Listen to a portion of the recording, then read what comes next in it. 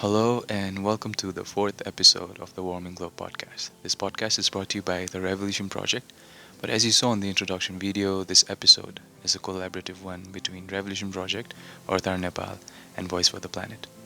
Today, we talk about 5 ways your organization can be more environmentally sustainable.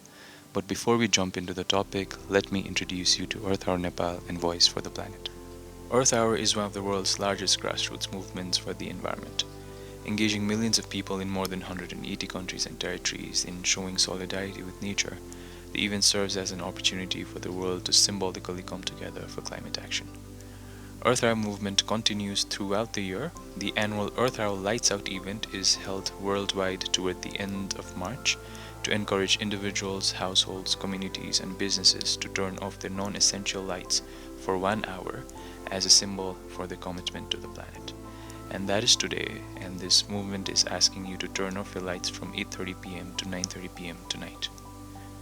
EarthHour Nepal is going digital for the first time because of the current coronavirus outbreak. We hope you all are taking care of yourself and everyone around you in this difficult time. Talking about hashtag Voice for the Planet, launched by Sir David Attenborough in 2019, hashtag Voice for the Planet is a global online action calling on world leaders to agree on a new deal for nature and people in 2020 to halt and reverse humanity's impact on nature and demand urgent climate action. You can be a part of this campaign by adding your voice through voicefortheplanet.org.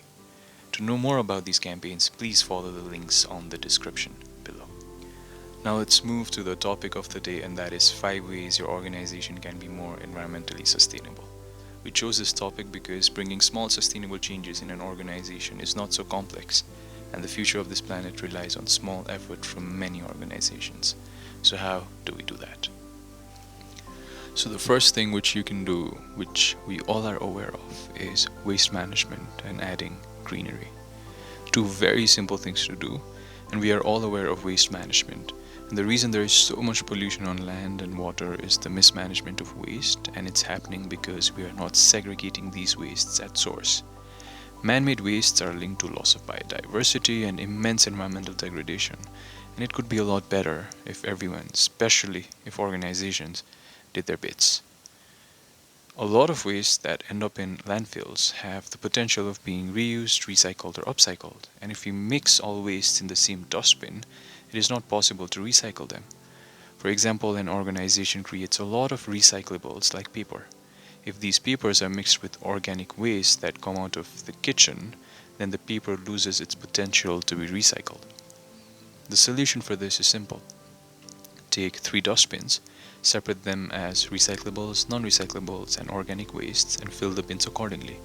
If you can turn the organic waste into manure, the recyclables will be picked up by recyclers. You get returns on that as well, and the non-recyclables end up in the landfills. So the aim is to separate the dustbins and not create a lot of non-recyclable wastes like plastics. Also, another thing, please make your organization a plastic bag-free zone.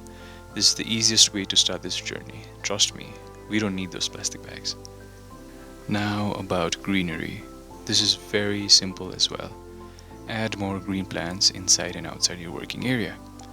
It's a must if your organization is in Kathmandu because a bit of fresh air is important when people reach the office after facing all the pollution outside. 4 steps. Get a pot, which again you can upcycle through the plastic bottles. YouTube is right there. Get some soil and manure. Again, the manure can come from your kitchen wastes. Get plants, plant, and water them. The second point, which is a very vital point, and we are again aware about this, but it's very less talked about, it's very underrated, and it's reducing energy and digital consumption. So in an office, electricity and water are the 2 main types of resources used. Our consumption pattern has a significant impact on the environmental aspect, and one of the reasons climate change is happening is because of misuse of energy. Easy and basic way to reduce your footprint can be using less electricity, turning off the lights and switches when not in use, checking your water taps, and keeping track of the units you reduced every month. If your organization is in a state to invest in green initiatives, then you can start in your own organization by installing renewable sources like solar power and rainwater harvesting systems. This will significantly reduce your organization's carbon footprint. Now let's shift into the digital consumption aspect. Digital consumption is the usage of internet and digital platforms for various reasons. These usages have their own environmental impact. Did you know that one single email emits 10 grams of CO2? And that is equivalent to the same carbon footprint as a plastic bag. Well, this does not mean you should stop sending emails. If possible, please avoid replying to non-important emails.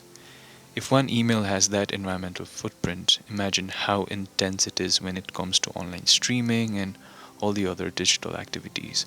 Again, we just cannot stop being digital in this era. All we can do is reduce our consumption. The third point, which is my personal favorite, is analyzing your product and services lifecycle. If you think about it, it's the collective acts of companies that is causing climate change and environmental degradation. It's not just your workplace that needs to be green and sustainable. Every organization has its own product or service, and they go through their own life cycle. From raw materials to production to packaging to transportation, distribution, the list goes on. And a big step for an organization can be making small changes in these life cycles. One analysis can be based on the raw materials that are sourced from different vendors. So making sure you are sourcing your raw materials from ethical vendors who have not violated environmental laws. If you have a plastic packaging, then opt for eco-friendly ones. I know it's always easier said than done, but at least take some time out and have frequent brainstorming sessions with your team in regards to these topics. Again, it's not just for the environment, but it's for your competitiveness as well, because a lot of consumers are shifting towards brands which practice environmental sustainability. The fourth point is external environmental efforts. After you bring about the changes inside your organization, then think of the outside world. We are all a part of the society, and we should step up and bring that sustainability culture in our communities as well.